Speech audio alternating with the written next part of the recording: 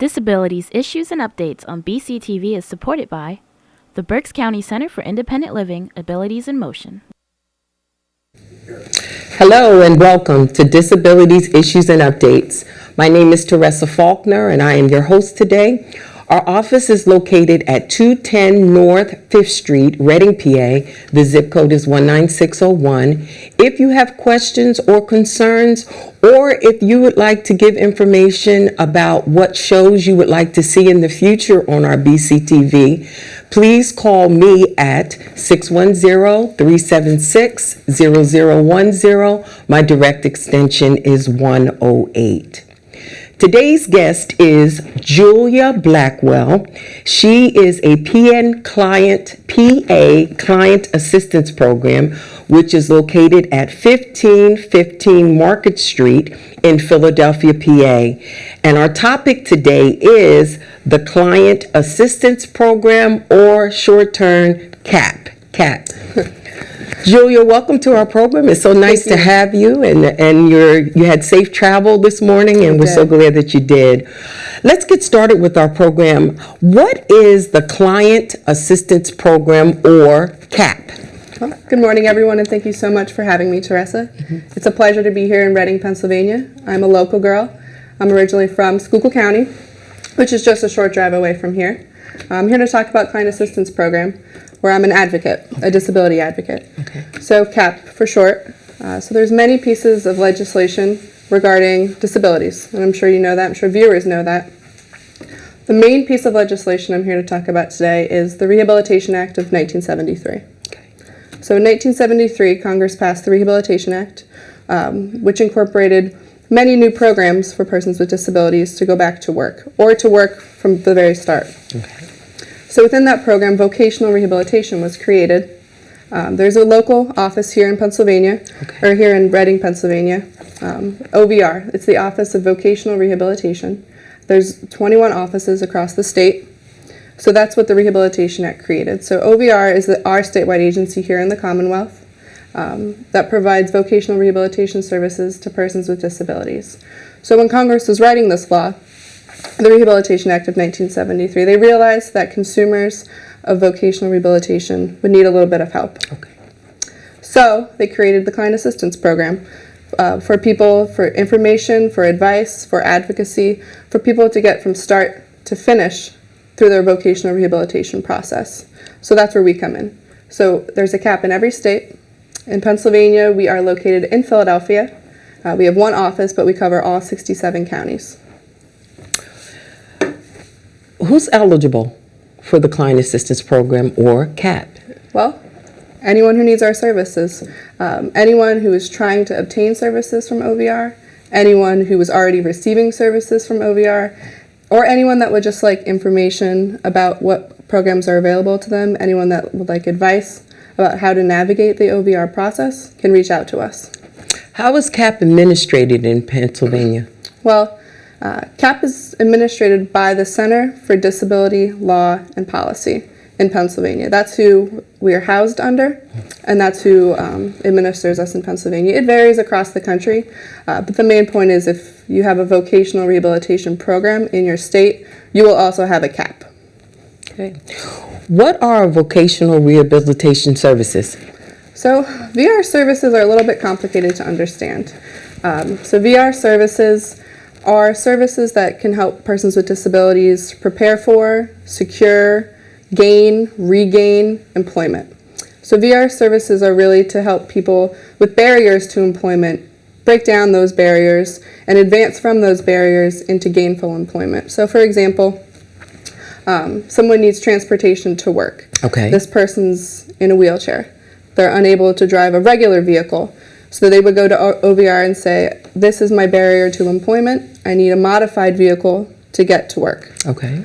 So there's a long policy involved in this, and there's a lot of steps, but what you would need to understand is, OVR would help you get those modifications for your vehicle for you to be able to continue to work. Okay. You kind of alluded to it. So what programs can CAP assist you with? You talked about the transportation, right. But are there others, or? Well, any service that OVR offers in Pennsylvania, we can help you with. If you're an OVR client, We are there for you to be your advocate, but we also work with any Center for Independent Living.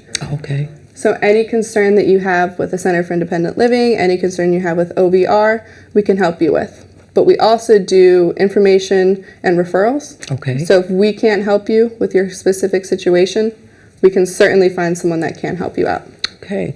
And because AIM is an independent center, you would actually be able to assist us. That's why we have you on the guest as a guest today. Absolutely. Anyone that has any concerns statewide about what services are available to them, if they've been denied a service, if they have some kind of conflict that they need mediated, they can certainly reach out to us. Okay. You talked about services that you cover. Are there any that CAP does not cover? Well, anything that's not related to VR, anything that's not related to Centers for Independent Living. Like I said, we cover mainly those two specific programs. Okay. But we can always refer you to someone that can help you with services. Like we get a lot of calls for, Social Security cases, workers' compensation, a lot of cases pertaining to, Title III of the ADA with accessibility. But we can refer you to people that can help you with those. Okay. How can I get help with CAP, the Client Assistance Program? You can call us. You can give us a phone call. Our phone number is 215-557-7112. Or you can visit our Facebook. It's the Pennsylvania Client Assistance Program. You can visit our website at equalemployment.org. You can send us an email. It's admin@equalemployment.org. So we're pretty accessible. We try to accommodate everyone to reach out to us in a very easy way. And another way, if you're actually looking for services through CAP, you can contact AIM, Abilities in Motion. We have some brochures and information that we can forward that information to you. Thank you so much. Can CAP, and that CAP, I like it, but we should say Client Assistance Program. CAP, short and sweet. Can CAP help persons with advocacy skills? Right. Mm-hmm. So something we certainly emphasize is being a self-advocate. Getting yourself through the process by advocating for yourselves and best practices to do so. Mm-hmm. So we encourage that with all of our clients, especially with OVR's new focus on the pre-employment transition services. For youth and young adults with disabilities starting at age 14 through 21, these are new services that they're providing. So these are very young students who don't have much self-advocacy practice. Okay. So specifically with these students, as well as all of our clients, we focus on self-advocacy with them. We get them really focus on advocating for themselves, knowing their rights and responsibilities, learning how to effectively communicate with their OVR counselor, express their needs, express their wants, make sure they have informed choices about what they're doing, make sure that they have all the information that they need to make a good choice about what career may be right for them. Okay. So this is something each of the advocates, there's three, Margaret McKenna, Lynette Suarez, and myself, try to work with all of our clients to make sure that they are ready to go with self-advocacy skills. They can reach out to their counselor on their own and they can get their ball moving. Because we don't want to stay involved in their case forever. Okay. We're not going to stay involved in their case for a year or 2 years. We want to make sure that we get in, help them resolve their concern, help them learn some self-advocacy skills, and get their case moving forward, and then they're good to go. Okay. And if they're not, they can always reach back out to us. We can get involved again, but the main point is that we'd like people to learn these self-advocacy skills to get their case going on their own. So let me just ask you a question. I'm a viewer today and I'm watching and I'm interested. I like the things that you're saying about the CAP program. Do I call you first or do I call someone else? Well, that's really up to you. So if you're already involved in the OVR program, you can certainly reach out to us. Okay. If you're not yet, you haven't even applied, you may reach out to us. Okay. It's really depending on your individual situation. If you just like information, give us a call. Okay. Okay. If you have a conflict with OVR, you can reach out to us some information or advice before we get involved in your case, or you can just call us and we open a case for you and get involved in your OVR case right away. But you can really reach out to us for any reason. Okay. And we have to be real careful with that OVR. What does that stand for? So OVR is the Office of Vocational Rehabilitation, and that's the VR program in Pennsylvania. Okay. So it's housed under the Pennsylvania Department of Labor and Industry. Okay. And there's 21 offices statewide, depending on what county you're in. You would have a specific office to go to. Schuylkill and Berks is serviced by the Reading District Office on Kutztown Road. Absolutely. In Philadelphia, that specific county is serviced by one office in Philadelphia on 4th Street. But it varies to where you live with. So OVR is the Office of Vocational rehabilitation. Oh, thank you so much. We've talked about it a lot with the CAP program and the Client Assistance Program. First thing that came to mind with me was while you were discussing the different things that CAP offers, is there a cost for CAP? No. Money is an issue, you know that. Money is no. You're telling me. No, there's no cost for CAP. We are a federally administered program. We do have a federal grant to do the services that we do, so there are no costs to anyone that needs our services. Okay, thank you so much. Is there an appeal process if a person has been denied OVR? Yes, there certainly Services. is. You do have appeal rights. To find out what those appeal rights are, you can contact us directly, and we can give you some advice on that. Or you can visit our website. It's equalemployment.org, and we have a guide to appeal rights and the appeal process on our website under resources. I have another question. So if I decide to look into the Client Assistance Program and I call OVR, what is that process like? Do they do paperwork? How does that work? You have to apply to be a part of OVR or? Right. Okay. Right, Okay. right. So to get in contact with the OVR, you would first give your local office a call. Okay. They can either send you a paper application to your home address, if that's easiest for you, but they recently added an online portion to that Okay. application. So you can go on their website. It's DLI.gov, Department of Labor and Industry.gov, and you'll click under the OVR section, and they have an online application. Okay. If that's not accessible to you for whatever reason and you need a paper application, I would recommend calling your local office Okay. or reaching out to us, and we can facilitate that process for you. Okay, wonderful, wonderful. So then if I'm actually denied the OVR services, then I can call you. Will it explain to me why I was denied? Or? Right. Okay. So they should explain to you why you were denied Okay. in a letter. So actually the law mandates OVR to let consumers know of the Client Assistance Program 3 times without the VR process. Okay. So that's at the time of application. That's at the time of the plan for employment being agreed upon and signed. And then that's at the time of case closure. Okay. So anytime during that process, at those 3 specific points, they should let you know the availability of our service, and that is one of your rights. Okay. I had another question. If you apply for OVR services, and you might not know this because you're here to represent CAP. Right. What is that? How long is that process for OVR? Does it take a long time, like weeks, months, years? It does take a little bit, depending Okay. on your situation. There are specific timelines laid out within the law. It doesn't always happen that way for whatever reason, but it isn't an extremely long process. Okay. It's about 15 days to be contacted once you're referred. Okay. Then it should be about 30 days after that to have an appointment. Okay. After that, it takes about 60 days to determine your eligibility, depending on the length of your medical records, Okay. or if you're on Social Security disability, it might take a little bit shorter. But from that point, then it's about 90 days to develop your plan for employment. Now, there's always some kind of mix within that process. Okay. So there is an allowable room for some extensions. But it shouldn't be, a year to get any services. It should be relatively smooth. But if you have any questions about that, once again, you can reach out to us. All right. Thank you so much. Thank you so Sure, much. sure. We have some frequently asked questions. Let's start with those. How important is it for a client to maintain communication with his or her counselor through OVR? Right. So that is a question we get asked a lot. And the answer is it's extremely important for someone to maintain consistent, clear, concise communication with their counselor.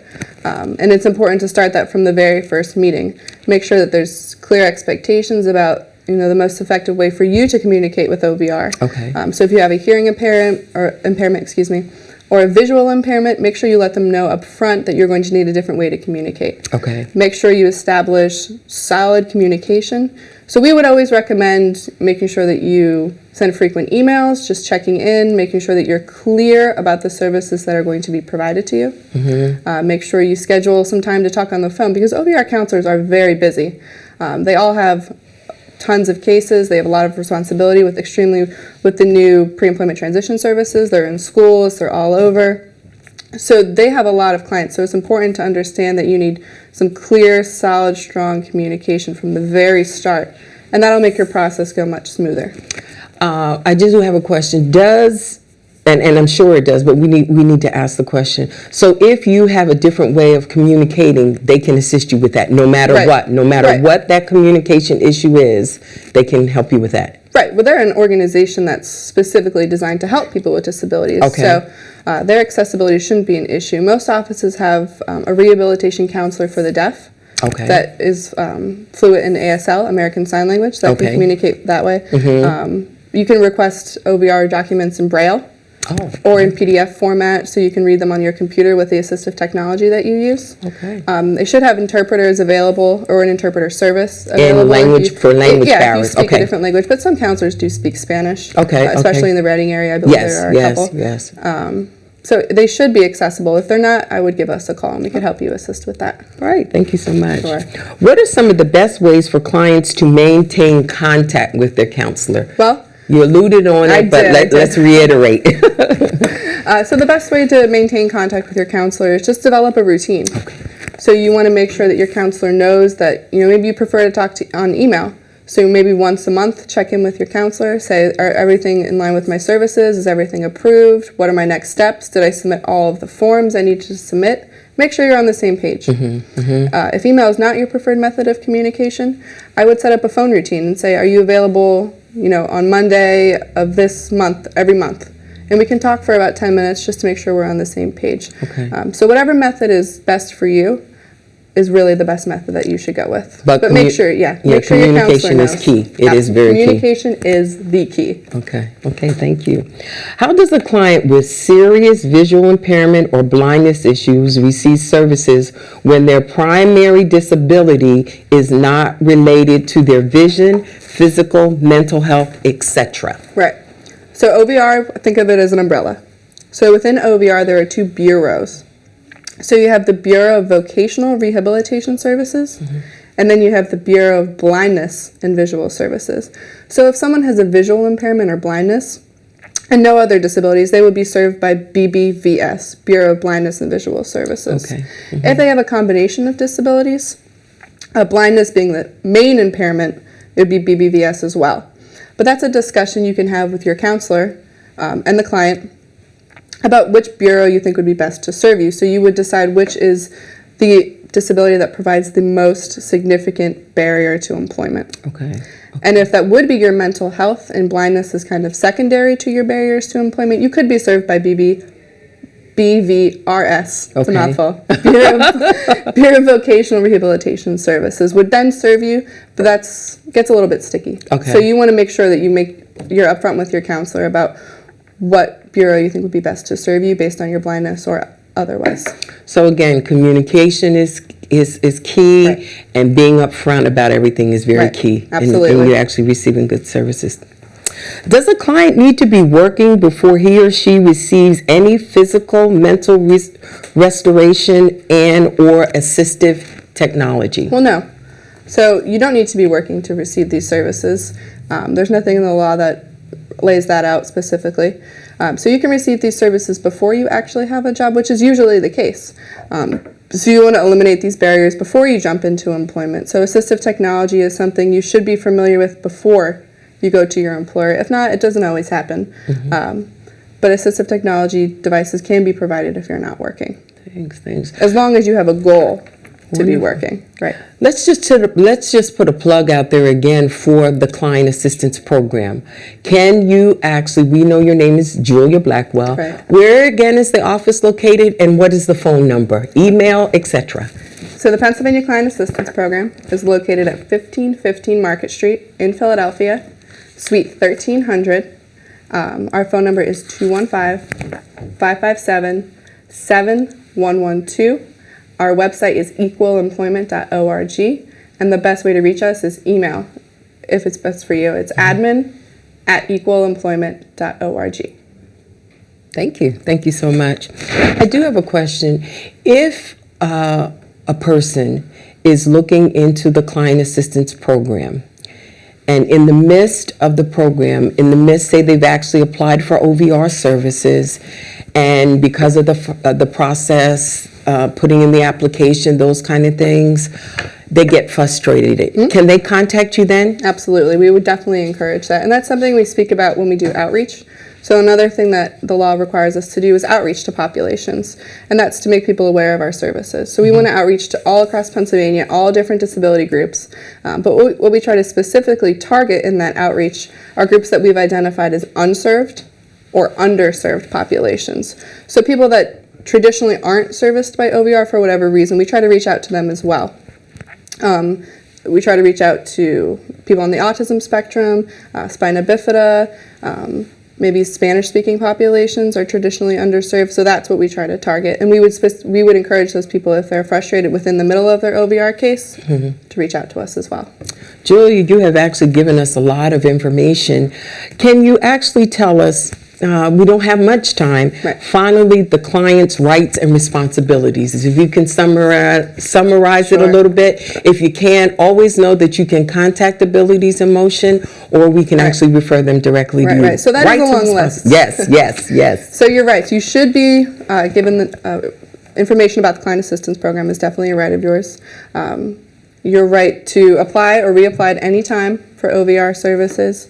You should be given the right to appeal any decision that you disagree with.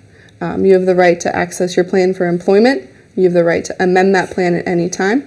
And that's a few of your rights. There's many more. Yes. So reach out to us directly if you'd like some clarification about that. Sure, Your responsibilities are to actively participate in your rehabilitation services. So making sure your communication is clear with your counselor, make sure you have all your forms in on time and all the correct forms.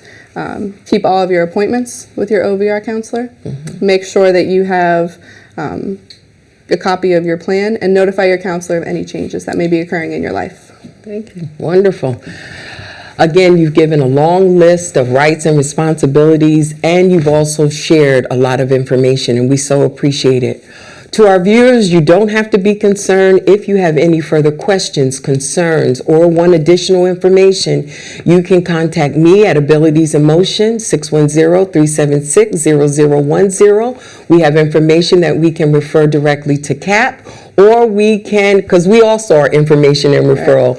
Julia, thank you so much for joining us, and thank you for all the information. We so appreciate the CAP program, which is the Client Assistance Program. Thank you so much for having me. Sure. Thank you again.